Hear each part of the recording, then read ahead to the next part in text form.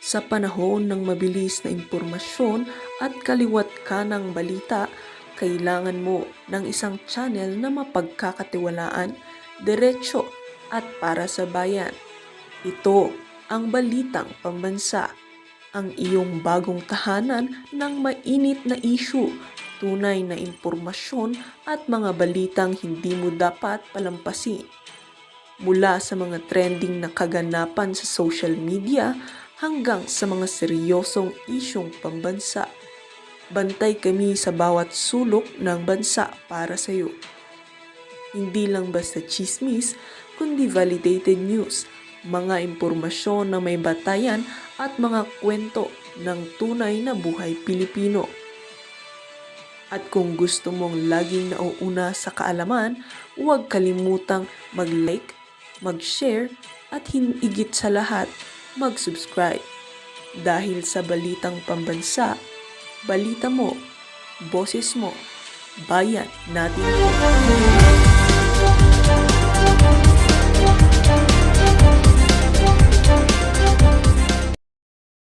Sinapit sa kanya guys nakita nyo ba yung si LV? Tingnan nyo na lang sa mga sa mga ibang kasi hindi natin pwede ipakita dito guys, pero grabe po talagang nangyari kulong forever yung mag-asawa dapat lang talagang ikulong. Dapat ikulong na para hindi na mamarisan. Ibang klase itong mga to. Yan po, pag-uusapan po natin yan mamaya Unahin mo natin si guys, no? Unahin mo natin itong nakatakas. Ano ba yan? Bakit may nakatakas na naman?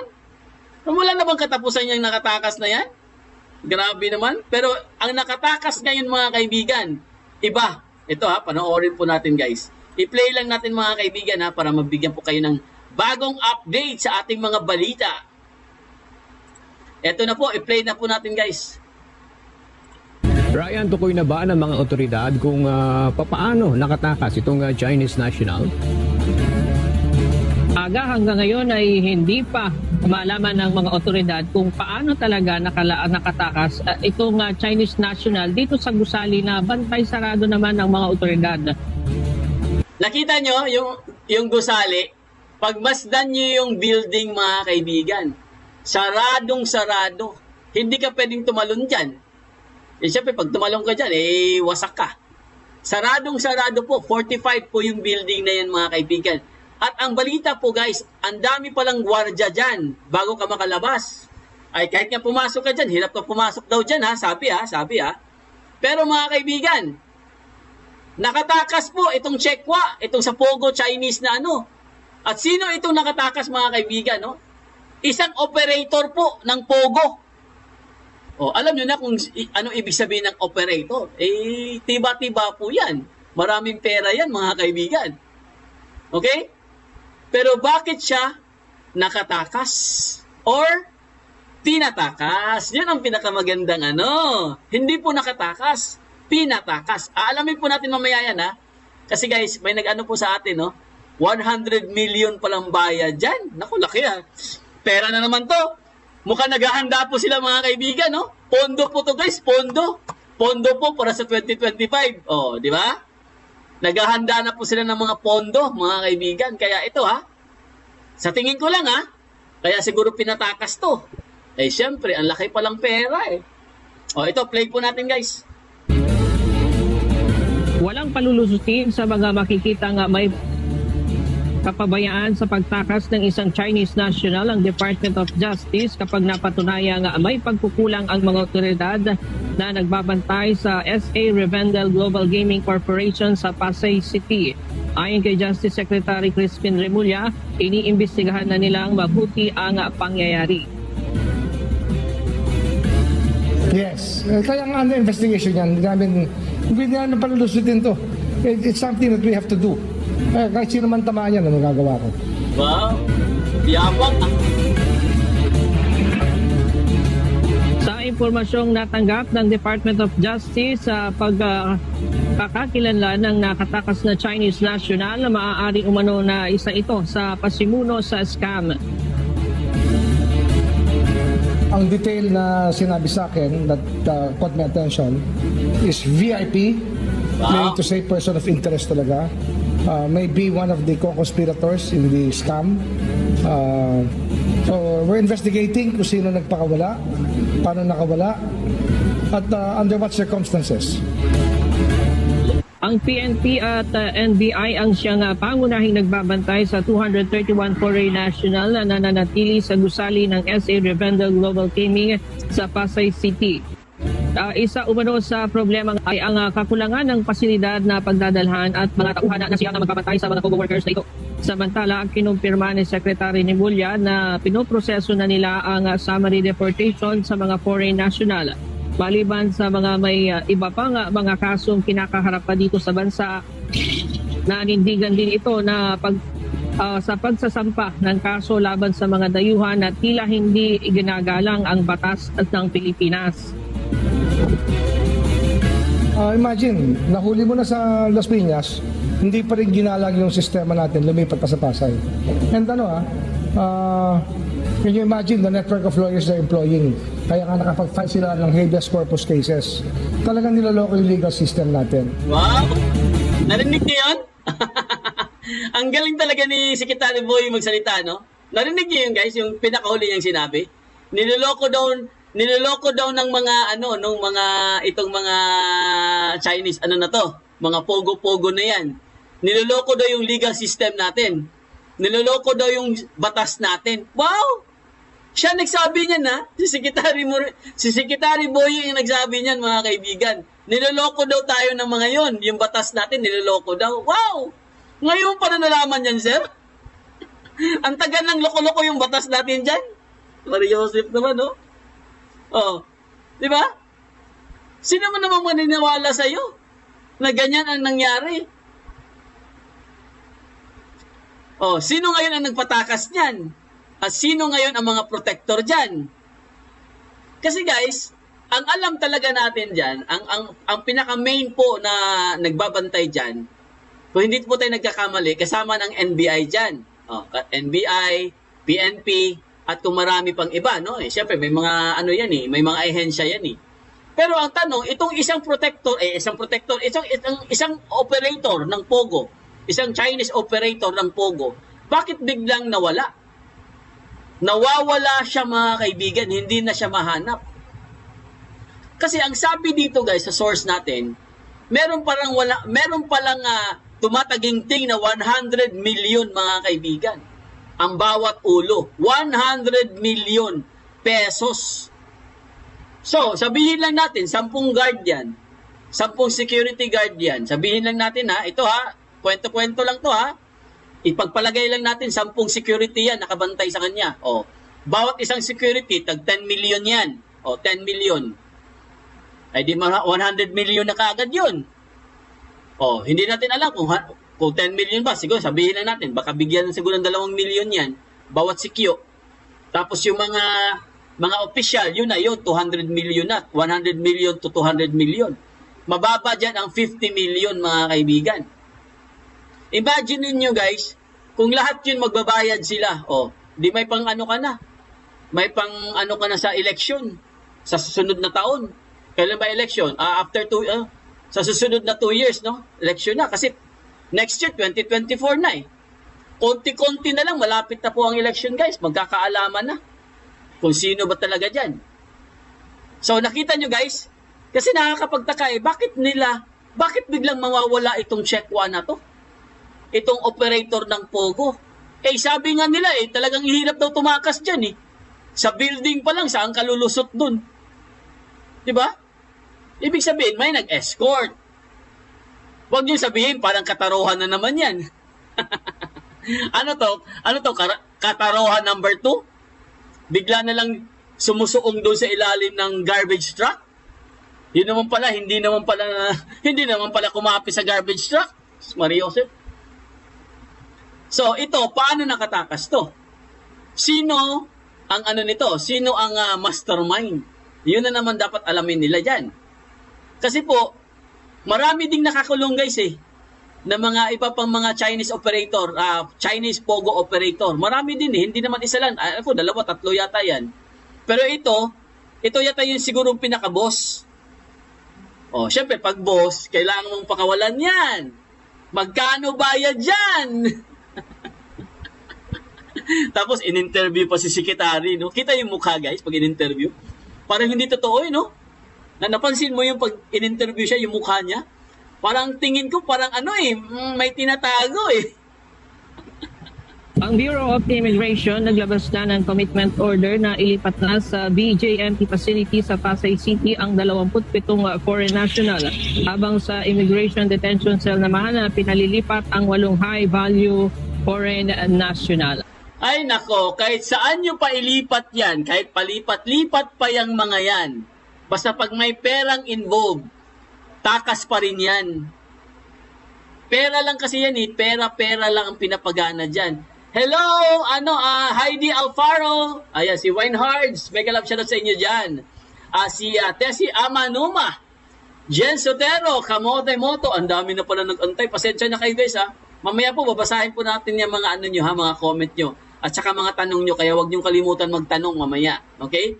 Para po magkaroon po tayo ng interaction. Susan Avenes, hello!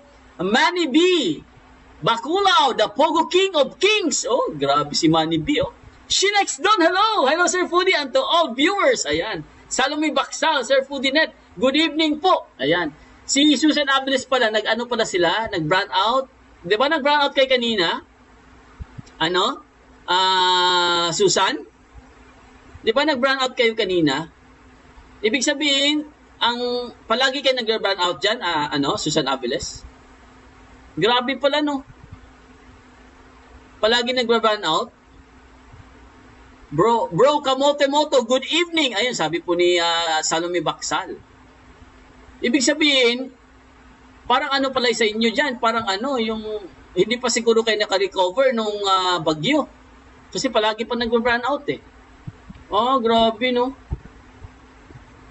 Ano yan, araw-araw may brand out or baka kanina lang? Or pa iba-ibang oras? Teresita Lim, ayan, si Rico Bercasio, Michael Agsulio, ayan Vitz Baltero, Linlin, Alice Nipahoy, ayan. So mamaya po, babasahin po natin lahat ng mga nyo. Alright, so ito na po, puntahan na po natin itong ibang mga balita, ibang mga updates mga kaibigan, puntahan na po natin si Katapang guys. Na-miss nyo na ba si Katapang, tsaka si Angge? Ito po pakinggan po natin ito mga kaibigan. Ito po ang kasinungalingan nila, panoorin natin. Bagong pasabog po ni Katapang guys, ito panoorin nyo. Para sa Bureau of Corrections of Bucor, resolved na ang issue na mayroong mass grave sa loob ng New Bilibid Prison o NBP sa Muntinlupa City. Ayon mismo kay Bucor Director General Gregorio Katapang Jr., walang mass grave sa loob ng Bilibid. Yan ay matapos magnegatibo sa human remains ang 3 septic tanks ng NBP. Matatanda ang ipinag-utos ng mga senador na mapasuri sa forensic experts ang lahat ng mga nahukay sa loob ng septic tank. Wala namang mass grave eh. So we already submitted to DOJ and then Congress na finally na-resolve na yung issue. Kung wala naman talagang mass grave, di so be it. Wow! Narinig niyo yun? Basahin niyo sinabi niya. Para klaro tayo dito. Ang sinabi niya, wala daw mass grave. Ngayon, sino ang nagsisinungaling dito mga kaibigan? Dahil kung ulitin natin guys, kung babalikan natin sa July 27, 2023, ang sinabi po ng kanyang NBP Superintendent, ang kanyang dating Superintendent na si Angelina Bautista. Ayan sinabi ko talaga, kompletong pangalan niya. Siya nagsabi nito hindi naman tayo. Ang sabi niya mga kaibigan, meron daw silang natagpuan na Poso Negro. At marami daw mga katawan doon. Katawan ng mga tao sa ilalim ng Poso Negro. So kung sa English pa, meron daw tinatawag na mass grave mga kaibigan. Sabi po yan ni Angge. Talagang sigurado siya mga kaibigan. Yung mga unang araw, July 27, 2023. Tingnan nyo na lang sa Philippine Star Global o kaya sa Inquirer. Tingnan nyo. Basahin nyo uli. Sinabi talaga niya yan. Hindi po tayo nagkakamali dyan.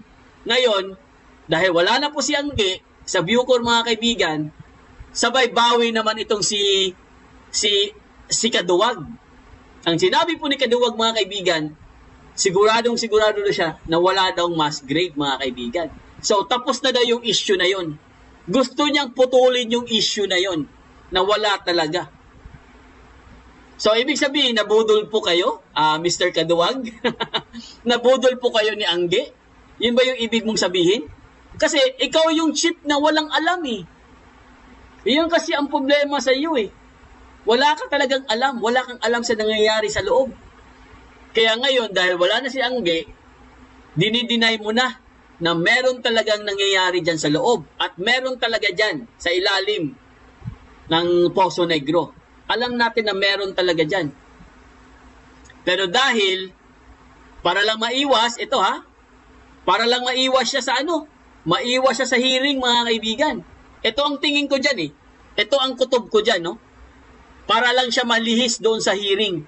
Dahil pag sinabi nila guys, at may natagpuan talaga silang mga labi doon sa ilalim ng Poso Negro, mag-uumpisa na naman ang hearing. Babalik na naman ang hearing. Sabagay, may hearing pa tayo sa Congress eh. At saka sa Senate, no? Aabangan pa natin yan. Pero itong Poso Negro na ito mga kaibigan, kailangan talaga ito imbestigahan. Meron yan eh. Talagang dinideny lang nila guys. Kasi nga, iwas sila. Iwas pusoy. Kasi wala na si Angge dyan. Kayang-kaya na lang na mag-deny. Kayang-kaya na lang sabihin na si Angge. Kasi si Angge ang nagsabi nun. Hindi naman kami. Oh, di ba? Kaya na sabihin yun. Kasi wala na yung tao eh. Sinipa niya si Angge eh. Pero makakapagtaka lang mga kaibigan, dahil may sinabi po dito may sinabi dito guys ito basahin ko lang sa inyo. Hinahanap kasi nila si Kataroha, di ba? Ito nakakatawa dyan eh. Hinahanap kasi nila si Kataroha. Ngayon, syempre, sino bang unang maghuhukay dyan? Syempre, yung mga taga-bilibid at mga PDL. Kasi kasama din PDL dyan, naghuhukay din sila dyan eh. At of course, under the supervision ni Angge. Ngayon mga kaibigan, ang nakakatawa dito, kasi sinabihan daw siya, binigyan daw siya ng tip. Meron daw nag-tip sa kanya mga kaibigan at sinabi daw na andun daw sa loob, sa ilalim. Meron daw mga tao sa ilalim ng Poso Negro. May nagsabi sa kanya ito. Yan o. English lang kasi ito no? I-Englishin natin Someone gave a tip that this septic tank is a mass grave. So that's where we concentrated. Ibig sabihin, doon daw sila nag-concentrate. Kasi sinabi na meron daw talagang mass grave mga kaibigan. Ngayon, gumamit sila ng aso. Ano nangyari doon sa aso? Nakaamoy daw, inamoy daw si Kataroha. So nakita nila yung parang yung site talaga kasi doon pumunta yung aso eh. Kasi sabi pa nga nila, galing ng aso na amoy si Kataroha. So yun naman pala, ang sasabihin din nila, buto ng chicken joy. Buto ng manok. So doon na nagkalabo-labo yung kwento mga kaibigan. Biglang nasarado. Dahil kalaunan, of course, nagkaroon ng hearing at natanggal si Angge, tuluyan na siyang tinanggal, no? Sinipa. Biglang nagpakita si Kataroha. Yun Kaya nila sinarado or kumbaga parang case closed na wala talagang mga sinasabi nating mga katawan sa ilalim ng Poso Negro. Ngayon, kung ako tatanungin nyo, huwag nyo kaming bulahin. Huwag nyo kaming paikutin. Sawang-sawa na kami sa ganyan yung mga sa mga ganyang Alam mo Kaduwag, sawang-sawa na kami sa ganyang mga palusot. Parehosip. Ang tagal-tagal na natin dito sa vlogging. Ganyan lang palagi yung sinasabi. Para lang makaiwas kayo sa mahabang usapin. Makaiwas kayo sa istorya. Kasi syempre may bagong story na naman yan. Oh, di ba? Sasabihin na lang nila, wala pala. Hindi pala totoo yun. Nabudol lang pala tayo. Parang si Secretary Boying, nabudol na fake news. Oh, di ba? Jen Sotero, imposible na amoy ng aso. Meron niyang tinatago siguro. Meron talagang tinatago yan. Anong sabi ni Angge? Ito, sabi niya, yung aso daw na yun, mga kaibigan. Ang sabi ni Angge, ito, binalikan ko lang, Ito yung mga dati niyang sinabi. Ang sabi po ni Angge, mga kaibigan, yung aso na daw yun, ha? Pinagtawanan pa nga niya si ano, di ba? Yung nag-interview sa kanya. Oh. Sabi niya, yung aso na yan, magaling yan umamoy ng tao. Wow, yabang ah. Palakpakan ang yabang. Tapos, biglang bawi. Oh, anong sinabi niya? Buto pala ng manok, hindi pala tao. O akala ko ba ang galing mang-amoy ng aso mo? Sabi mo, nahanap na kaagad yung site kung saan doon nakaano si Kataroha. So, ibig sabihin, ibang binago na naman yung statement. Hindi naman pala tao. Yun pala, Chicken Joy. Sumikat tuloy si Chicken Joy. Danilo Mendoza, shout out to tol. Ayan, si Kamote Moto. Sabi po ni Kamote Moto, mga kaibigan, shout out daw. Danilo Mendoza. Ituloy po natin yung update natin, mga kaibigan. Matatandaan na sa nakaraang Senate hearing, sinabi ng NBI na hindi sa tao ang na-recover na buto sa isa sa mga septic tank doon.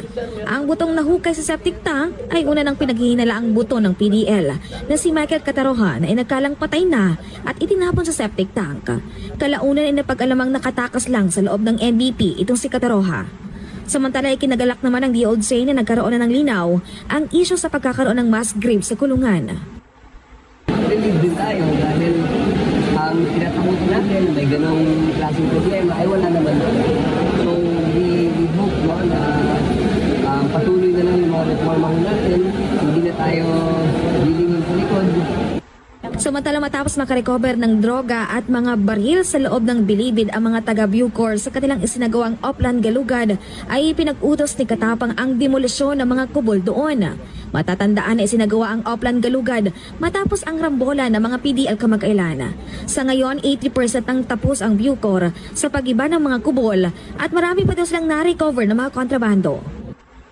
May mga drugs pa, may baril pa, no? Naisabit ko naman na kay Secretary yan. Naka-recover pa tayo sa Sputnik ng 4 na 45 at saka isang 40 caliber. Sa Justice Secretary Jesus Crispin Remulla, meron naman mga kautusan para sa mga na-recover sa mga kubol. Ang kwento naman talaga nito, nung tinanggal ang kubol sa labas, pinasok sa loob. So, hindi nakikita.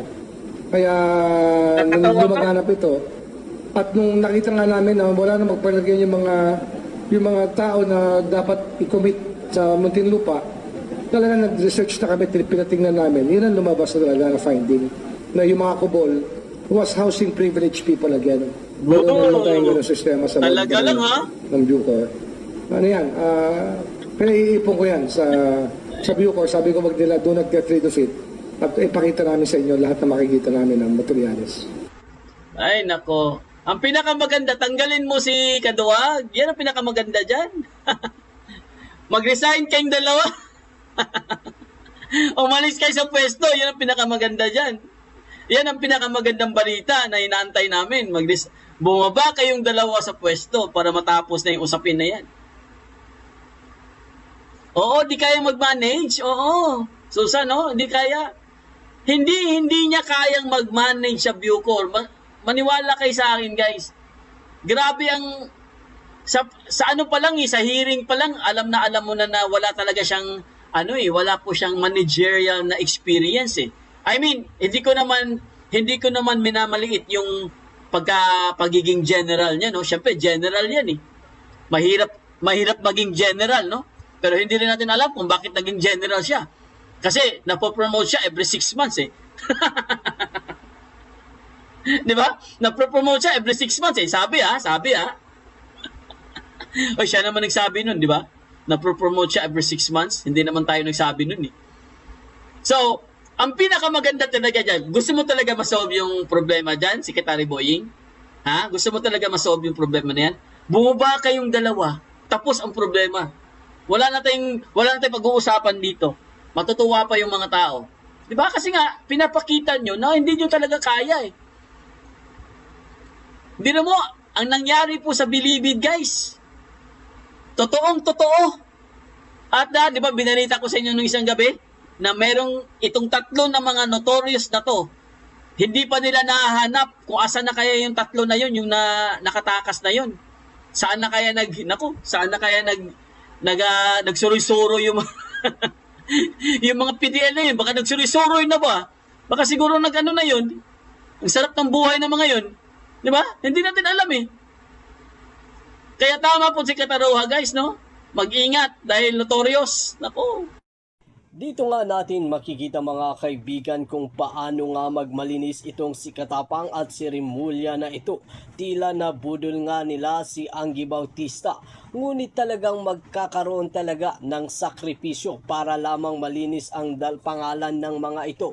Kaya naman isasakripisyo si Anggi Bautista. Ngunit papayag kaya si Anggi Bautista na